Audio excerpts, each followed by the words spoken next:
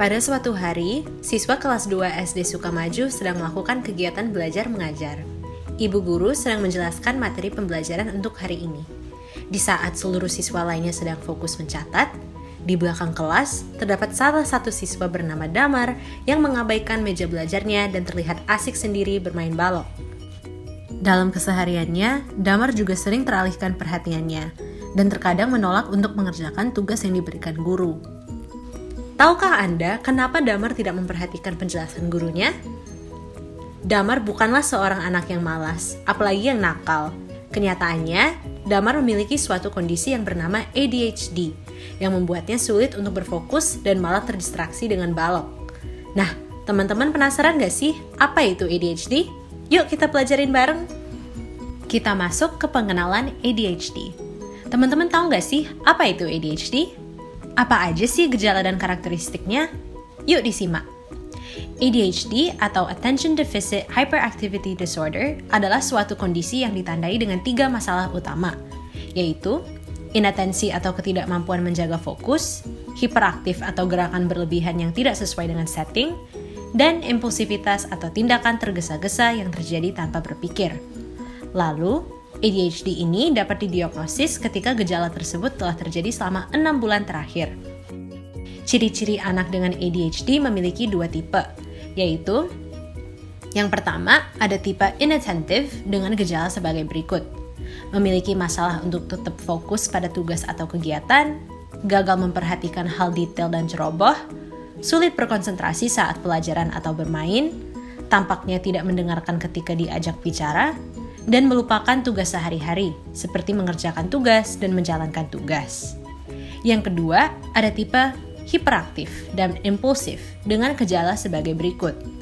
Gelisah dengan mengetuk tangan atau kaki atau menggeliat di kursi, tidak dapat duduk diam, banyak bicara, tidak dapat bermain atau melakukan aktivitas santai dengan tenang, dan menyela atau mengganggu orang lain, misalnya memotong percakapan, permainan atau aktivitas, atau menggunakan barang orang lain tanpa izin.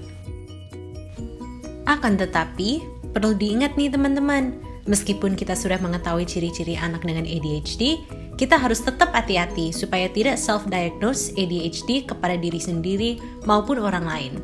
Jika menemukan ciri-ciri tersebut pada anak, konsultasikanlah kepada tenaga profesional seperti psikolog anak untuk mendapatkan diagnosis pasti. Dalam kehidupan bersosialisasi dan akademik, Damar dan anak dengan ADHD lainnya dihadapkan dengan beberapa tantangan unik. Di antaranya adalah Damar dan anak dengan ADHD lainnya seringkali memiliki masalah dengan teman atau orang sekitar karena menampilkan perilaku agresi di waktu yang tidak tepat. Dan pada beberapa anak dengan ADHD tipe inattentive, anak merasa terganggu oleh kebisingan. Selain itu, pada kehidupan sehari-hari terkait sekolah, Damar seringkali merasa kesulitan untuk fokus, lupa mengumpulkan tugas, dan dalam proses belajar, Damar akan membutuhkan waktu yang lebih lama dan lebih banyak pengulangan. Meskipun Damar dan anak dengan ADHD lainnya mengalami beberapa tantangan yang sudah dijelaskan, mereka juga memiliki kelebihan nih teman-teman yang dapat dimaksimalkan untuk mencapai kesuksesan. Di antaranya, energik. Individu dengan ADHD seringkali memiliki jumlah energi yang gak ada habisnya. Nah, energi ini dapat disalurkan di lapangan bermain atau di sekolah untuk mengantar mereka menuju sukses. Kedua, spontan. Beberapa individu dengan ADHD dapat mengubah impulsivitas menjadi spontanitas. Mereka orang yang menyenangkan, menghidupkan suasana, terbuka, dan berani melakukan hal baru. Yang ketiga, kreatif dan inventif. Hidup dengan ADHD dapat memberi perspektif yang berbeda tentang kehidupan dan mendorong individu untuk memandang tugas dan situasi dengan cara yang berbeda. Sehingga, mereka cenderung memiliki pemikiran kreatif dan out of the box. Yang keempat, hiperfokus. Menurut penelitian, beberapa individu dengan ADHD mungkin mengalami hiperfokus. Mereka bisa sangat fokus dalam mengerjakan sesuatu. Sangat mungkin jika seseorang dengan ADHD juga dapat sukses di kehidupannya, bahkan menjadi orang yang terkenal dan dikagumi. Teman-teman pasti tidak menyangka bahwa tokoh-tokoh ini juga mengidap ADHD, yaitu Emma Watson yang merupakan aktris terkenal, Albert Einstein, seorang ilmuwan berpengaruh, John F. Kennedy yang merupakan mantan Presiden Amerika Serikat, dan Bill Gates yang merupakan salah satu pengusaha sukses serta orang terkaya di dunia. Kelebihan-kelebihan yang dimiliki Damar dan anak dengan ADHD lainnya dapat dimaksimalkan jika mereka difasilitasi oleh lingkungan, mendapat dukungan dari orang terdekat, serta memiliki strategi belajar yang sesuai. Nah, teman-teman, penasaran gak sih strategi belajar yang sesuai itu seperti apa? Gimana sih metode belajar yang efektif untuk anak dengan ADHD? Yuk simak beberapa tips.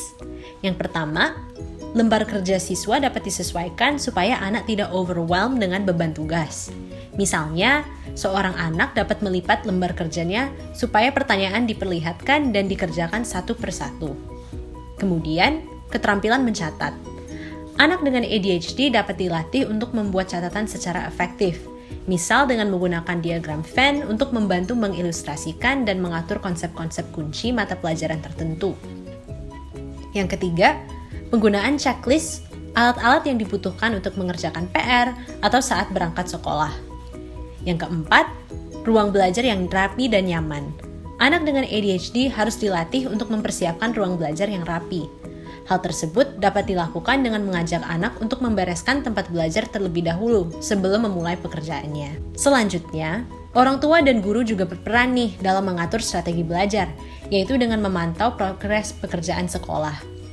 Guru sebaiknya memantau seberapa baik siswa dengan ADHD menyelesaikan pekerjaan rumah yang ditugaskan dan diskusikan kendala apapun dengan orang tua atau anak itu sendiri. Kemudian, untuk manajemen ruang kelas, guru bisa menerapkan responsive instruction. Kenapa harus dengan responsive instruction? Soalnya, anak dengan ADHD butuh proses tambahan supaya bisa menyerap materi dengan maksimal. Nah, berikut tahapan dari responsive instruction. Pertama, pre-planning. Pada tahap ini, guru menyiapkan materi menjadi potongan-potongan kecil. Tujuannya supaya materi lebih mudah dicerna. Kedua, introduction.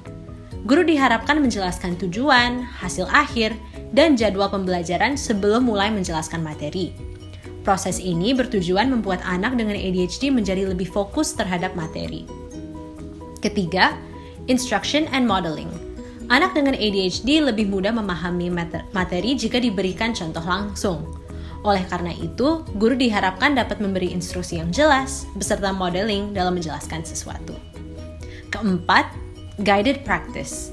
Tahap ini dimaksudkan sebagai jembatan menuju independent practice. Pada tahap ini, guru menjadi fasilitator dan pemberi motivasi bagi siswa.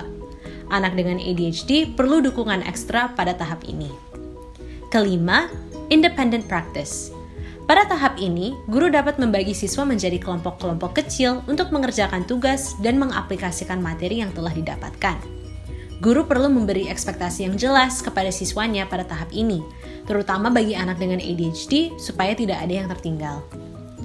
Dan yang terakhir, closure and review.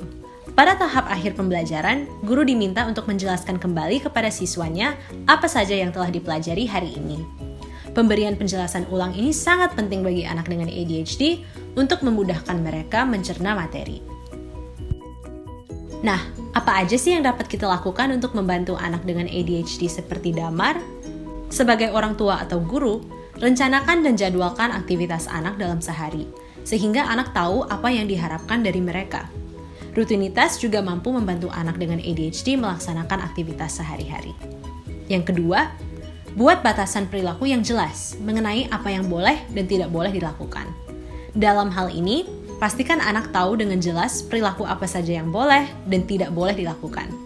Selain itu, orang tua atau guru dapat berikan penghargaan untuk perilaku yang dianggap baik, dan sebaliknya juga memberi konsekuensi untuk perilaku yang tidak diharapkan. Jangan lupa untuk tetap konsisten dalam hal tersebut. Yang ketiga, berikan pujian yang jelas terhadap perilaku yang diharapkan. Orang tua atau guru harus jelas mengapa senang dengan perilaku tertentu anak.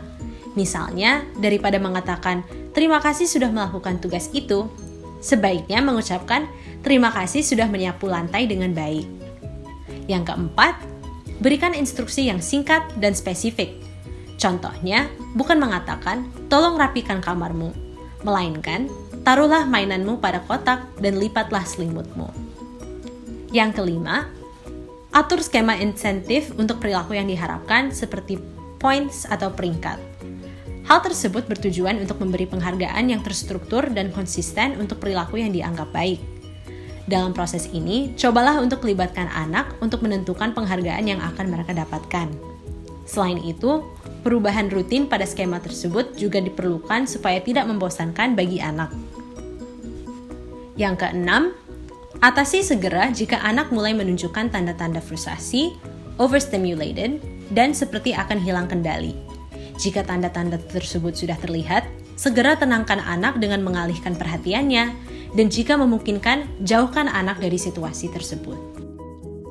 Anak-anak seperti Damar berhak untuk tetap belajar, bebas dari prasangka, agar masa depan mereka cemerlang dan sejahtera. Mari kita semua dukung anak-anak seperti Damar agar bisa belajar dengan baik dan optimal. Harapannya, informasi dan tips-tips yang sudah disampaikan dalam video ini dapat mendukung pembelajaran yang lebih efektif bagi Damar, serta menambah wawasan bagi kita semua. Terima kasih sudah menonton video kami, semoga bermanfaat. Salam sehat!